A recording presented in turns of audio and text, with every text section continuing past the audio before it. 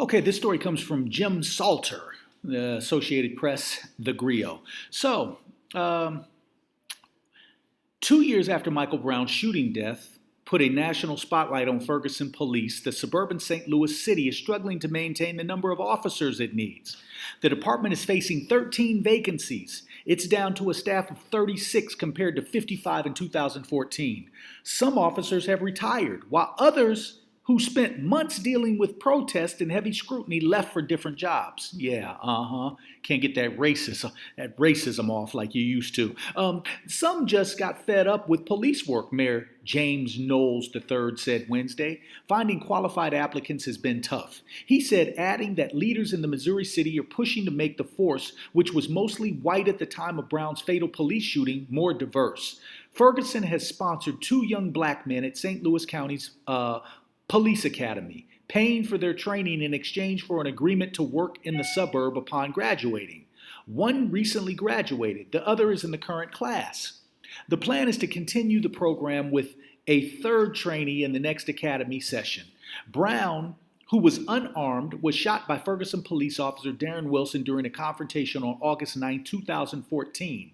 A county grand jury in the U.S. Justice Department eventually cleared Wilson of wrongdoing. He resigned in November 2014, but the shooting of a black 18-year-old by a white officer led to widespread protest and prompted a Justice Department investigation that found racial bias in the police department and a municipal court system that generated revenue largely on the backs of poor and minority residents.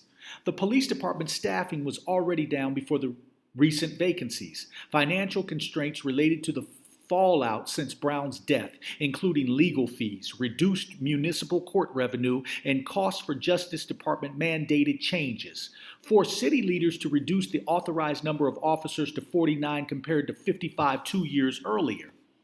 Knowles and Police Chief Delrish Moss said the city is working to fill the positions, but there's no timetable. The starting salary for a Ferguson police officer is $45,000 a year, thousands of dollars less than larger departments in the region pay. Concerns about police staffing became public last week at a city council meeting when two former police dispatchers and the wives of two police officers demanded answers about the shortage amid concerns the city was keeping police levels down to save money. We are not now, nor were we ever, holding applications to save money, Moss said Wednesday, adding that doing so flies in the face of our obligation to the people that we serve. Ferguson isn't alone in struggling to find qualified police candidates. Michael Whitesendel, Assistant Director of Education for the International Association of Chiefs of Police, said the recent shootings of officers in Dallas and Baton Rouge, Louisiana, are part of the reason that many other departments across the country face the same shortage of applicants. He said the protests against police that started with Ferguson 2 years ago have been a factor too. There has been a regular parading of these events in the media on a national level, which, based on our discussions with other agencies, have had an impact on the number of folks applying. When Winezetti said, Knowles is hopeful that Ferguson situation will improve. Ferguson voters on August 2nd approved a utility tax hike that will generate $700,000 annually. The city's second voter-approved tax increase this year. If the measure had failed, the police force's authorized number would have been reduced to 44 and fighter jobs also would have been cut. Knowles said passage of the August increase sent a message that Ferguson is on solid financial ground. The city has received 20 new applicants for the police force since it was approved, he said.